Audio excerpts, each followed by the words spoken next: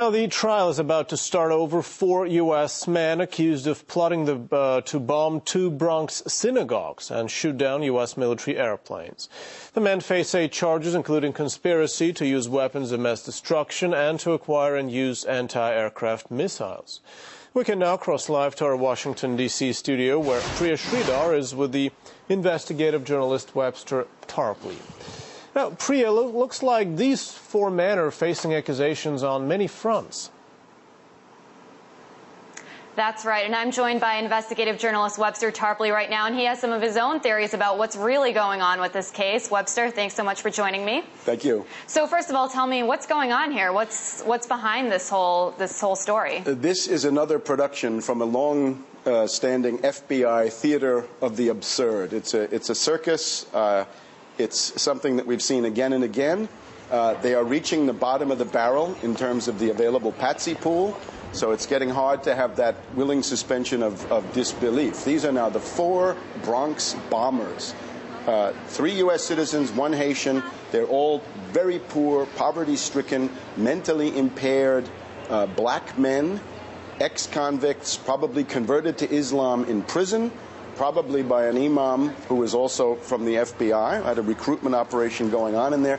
They're accused of wanting to bomb cars at a Jewish synagogue in Riverdale, which is part of the Bronx in New York City. Also trying to shoot down airplanes at a U.S. Air National Guard base in Newburgh, New York. In each case, C4 plastic explosive provided by the FBI that wouldn't work, and Stinger missiles, SAMs, that were provided by the FBI that also wouldn't work. And so why would the FBI do this? What were they thinking? Well, the goal is Pakistan, right? Ever since the Obama West Point speech, we can see that the U.S. is massively targeting Pakistan in every way. So in the past, we've had these things linked to all sorts of different countries, but now it's Pakistan. It's Jaish-e-Mohammed that these people have been sheep-dipped in. Right? A connection has been established for them. And let's just go through. Who are these patsies?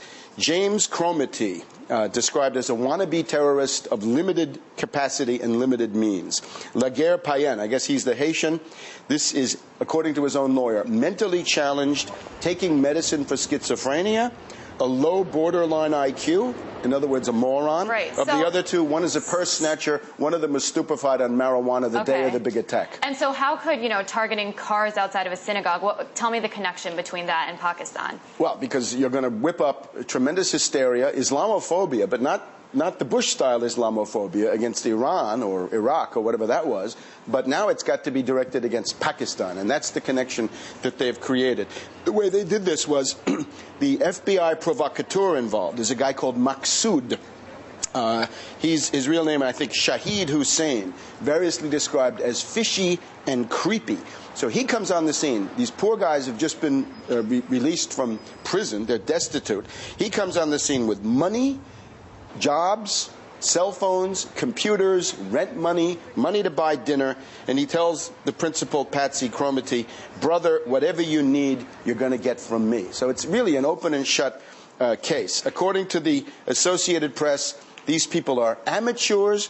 They were not able to go into a Walmart and buy guns and cameras even after they'd been given money by the FBI. The Nation calls them losers, ex-cons, and drug addicts. Other sources call them semi-retarded potheads. Right. So what you see is a complete sting, a complete entrapment, all fabricated. There's no criminal intent or ability to begin with. Everything is provided as props by this FBI circus. And so you referenced President Obama's speech, and you said, that Pakistan is the new target. However, he's saying that Pakistan and the United States have to have this important partnership. What's going on there, then? The goal, once again, is to destroy Pakistan as an energy corridor between Iraq, Iran, other countries in the Middle East that produce oil, and China, because that's where a pipeline could go. The pipeline could start in Iraq, it could go to Iran, it can go up through Pakistan, cross the Himalayas, above Kashmir, go into China. This would be oil going towards China and Chinese economic influence coming into the Middle East and essentially cutting out the Anglo-Americans. And how is that going to happen, the destruction of Pakistan? The idea is to provoke a civil war. In other words, take the existing civil war inside Afghanistan and massively export it. The U.S. would possibly consider a direct attack on Pakistan, but they can't, because Pakistan is too big and it has nuclear weapons. So there's nuclear deterrence. The only way to do it is to take the Pashtun population in Afghanistan and Pakistan, rile them up into an independence movement, do the same thing with the people in Baluchistan, and with that you've carved Afghanistan, you've broken Pakistan into 4 pieces or 3, and you've even started to carve Iran, because those Baluchis are a peripheral group of the Iranians. So maybe that is these why this 4 is timely. men were kind of pawns. What's going to happen to them now? Well, they're going to be given a show trial, and this will coincide with the Khalid Sheikh Mohammed in this atmosphere now of war hysteria that Obama is trying to create against Pakistan. So the chances, I think, of a fair trial for them are about nothing. And again, this is all an insult to your intelligence. Nobody in his right mind could take these theories seriously. We've had this again and again. We had the Fort Dick 6. In this case, they were so lackadaisical they didn't want to do anything. The JFK Airport pipeline bombers, led by a sad sack who sold incense in the streets. His means of livelihood was to get small change out of payphones. The Liberty City 7 in Miami, Haitians who are also dirt poor, mentally impaired. So again and again, the same story. You have a provocateur from the FBI with unlimited money, a group of essentially desperate and poor and mentally challenged individuals.